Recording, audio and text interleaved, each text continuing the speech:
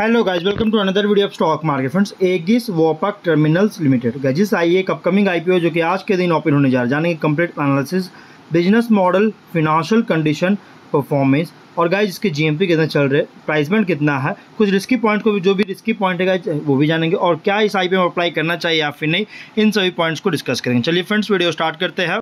तो guys IPO जो 26 में ओपन हो रहा है आज के दिन, 28 में क्लोज किया जाएगा। 3 डे आईपीओ है, 10 रुपीज़ का फेस वैल्यू और 223 to 235 रुपीज़ पर शेयर की प्राइस बैंड और 63 शेयर्स के लॉट साइज, 2800 करोड़ का इशू साइज जो कि 11 करोड़ 91,48,936 शेयर्स का इशू किया जा रहा है।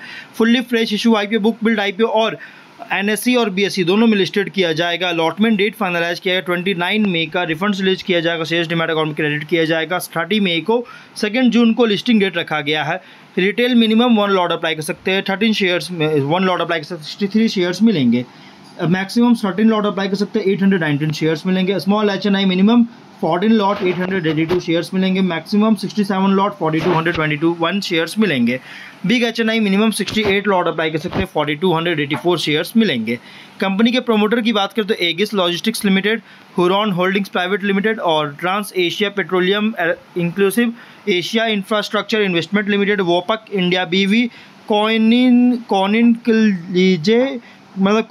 क्लीज के वोपक एनवी इसके प्रोमोटर। प्री इशू होल्डिंग 97.4% का, पोस्ट इशू 85.9% का। देखिए कंपनी का अगर हम बात करें, ऑफर जो दिया गया QIB 75%, HNI 15%, रिटेल 10% ऑफर दिया गया। वहीं अगर हम बिजनेस की बात करें तो 2013 में कंपनी इनकॉर्पोरेट हुआ था, जो कि ये कंपनी जो है AVTL इसका नाम है, शॉर्ट फॉर्म मैं आपको बताऊंगा। और ये जो सो कंपनी ये स्टोरेज टर्मिनल्स का जो है सो ओन और ऑपरेट करता है। किसके लिए? तो लिक्विडिफाइड पेट्रोलियम गैस, मतलब कि LPG और अलग अलग तरह की लिक्विड प्रोडक्ट्स के लिए। अगर हम बात करें इंडिया में, अगर देखिएगा तो कंपनी जो है इंडिया की third party liquid storage capacity का जो है सो ये लगभग 25.53%। ये नोट की जगह पॉइंट गाइस, तो इंडिया की जो 100% है इसमें से 25.53% का जो है सिर्फ अकेले ये कंपनी का जो है सो करेंटली मैनेज करती है। तो आप समझ सकते हैं कितनी बड़ी मैनेज कर रही है, कितनी ह्यूज मतलब कि परसेंटेज में मैनेज कर रही है। कंपनी का अगर हम बात करें तो ये सेफ स्टोरेज और उससे रिलेटेड इंफ्रास्ट्रक्चर प्रोडक्ट्स के लिए, जैसे petroleum, vegetable oils, lubricants, chemicals और गैसेस के लिए, जैसे प्रोपेन और ब्यूटेन, इसके लिए जो है सो मतलब कंपनी सर्विस प्रोवाइड करता है, रिलेटेड इंफ्रास्ट्रक्चर और सेफ स्टोरेज प्रोवाइड करती है इन सभी के लिए। 30 जून के अकॉर्डिंग AVTL जो है ये टोटल स्टोरेज कैपेसिटी जो मैनेज कर रही है 1.5 मिलियन क्यूबिक मीटर्स जो है सो अराउंड मैनेज करता है स्टोरेज कैपेसिटी का, जो कि जो टोटल मैनेज कर रहा है। और ये किसके लिए? तो लिक्विड प्रोडक्ट्स के लिए। और 70,800 मेट्रिक टन्स LPG के लिए मैनेज करती है, करेंटली मैनेज कर रही है।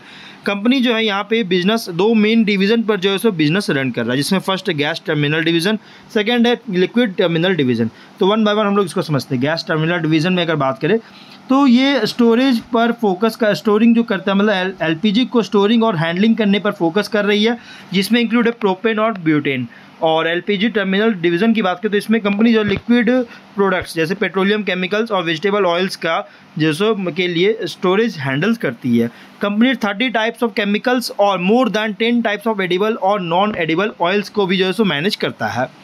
2 LPG स्टोरेज टर्मिनल्स है और 16 लिक्विड स्टोरेज टर्मिनल्स है जो कि ऑपरेट कर रहा है। और कहाँ पे? तो इंडिया के 5 मेजर पोर्ट्स में इसका जो है सो टर्मिनल्स है।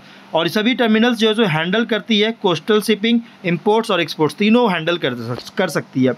टर्मिनल्स की बात करें तो हल्दिया वेस्ट बंगाल में है, कोची केरल में है, मैंगलोर कर्नाटक में, पिपावाव गुजरात में है, कांडला गुजरात में है, जो कि aggregate storage capacity approximately 1.5 million cubic metres liquid products के लिए, 70,800 million ton static capacity, metric ton static capacity जो कि LPG के लिए। यहाँ पे देखिए कंपनी की अगर बात करें तो यहाँ पे 22 में, 23, 24 और फर्स्ट क्वार्टर 20 मतलब कि जून में और 24 में अगर बात करें तो यहाँ पे 24 316, 396, 366, 392 फुल टाइम एम्प्लॉयज़ कंपनी में काम कर रहे थे। वहीं अगर फिनेंशियल की बात करें तो 22 में 102 करोड़ का एसेट था और लगातार देखिए 22 कोई खास नहीं था।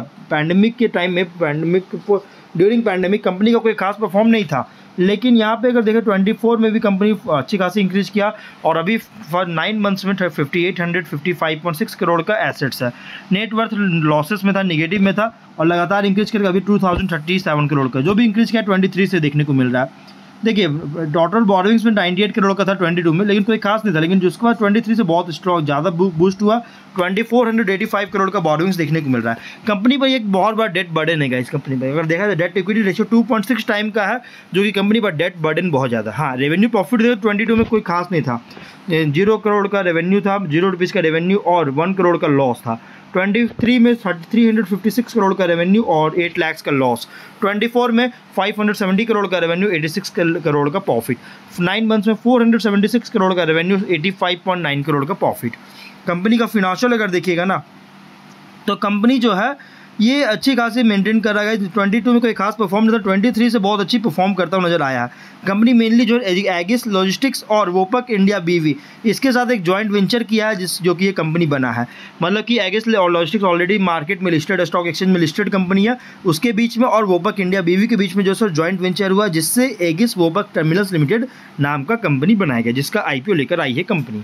और ROE 8.7% का, ROC 8.4% का, डेट इक्विटी 2.6 टाइम का, RONW 7.5% का और PAT margin 15.2%, price to book value 17.7 time का, P रेशियो 268.5 टाइम का। देखिए कंपनी थोड़ा कॉस्टली बहुत ज़्यादा देखने को, कंपनी जो कॉस्टली बहुत ज़्यादा है, ये IPO जो है बहुत ज़्यादा कॉस्टली है, लेकिन फिर भी guys one of the leading company है। और अगर हम बात करें तो सिग्निफिकेंट पोर्शन ऑफ रेवेन्यू जो है लिक्विड टर्मिनल डिवीजन से जनरेट करता है, जिसमें कंट्रीब्यूशन की बात करें तो कंपनी में यहाँ पे देखिएगा तो 23 में 68.5% का, 24 में 63.4% का, 9 मंथ्स में 54.3% कॉन्ट्रीब्यूशन था।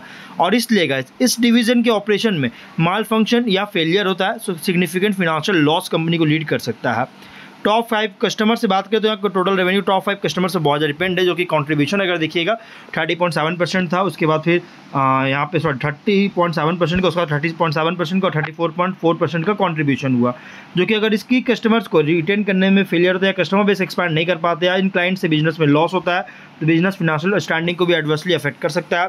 कंपनी जो सब्सटेंशियल पोर्शन ऑफ रेवेन्यू भी जो है टर्मिनल से जो जनरेट कर रही है, इसमें जो कि वेस्ट कोस्ट ऑफ इंडिया से ही जनरेट करता है, मतलब कि जो टर्मिनल से जो रेवेन्यू जनरेट करता है ना, सब्सटेंशियल पोर्शन ऑफ जनरेट जो कर रही है वेस्ट कोस्ट ऑफ इंडिया से, जो कि कंट्रीब्यूशन अगर देखिएगा तो 23 में 91.6%, 24 में 92.3%, 25 के 9 मंथ्स में 92.8% का।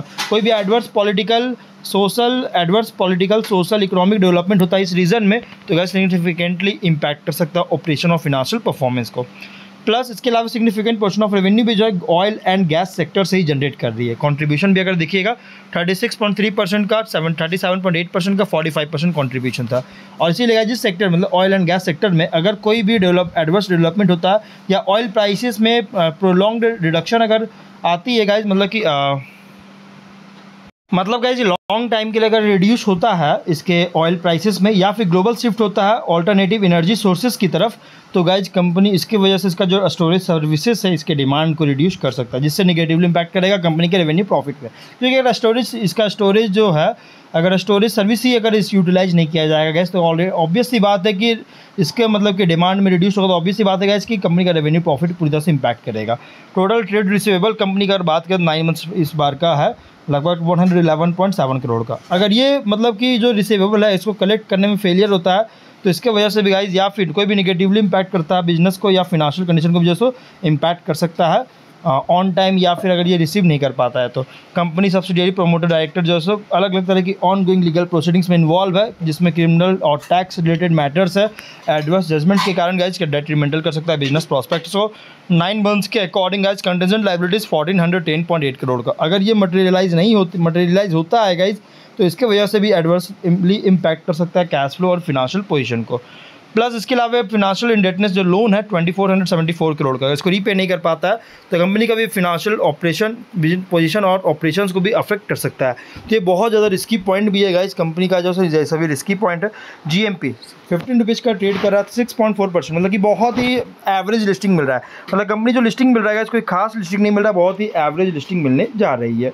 अब ऑब्जेक्टिव क्या है तो कंपनी के पर लोन है जो कि रिपे करना चाहता है, जनरल कॉर्पोरेट पर्पस के लिए फंडिंग चाहती है, और मैंगलोर में इसका क्रायोजेनिक एलपीजी टर्मिनल है, इसके कॉन्ट्रैक्टेड एक्विजिशन में कैपेक्स करना चाहती है और जनरल कॉर्पोरेट पर्पस के लिए फंडिंग चाहती है, इसकी लाइफ लेकर आई है।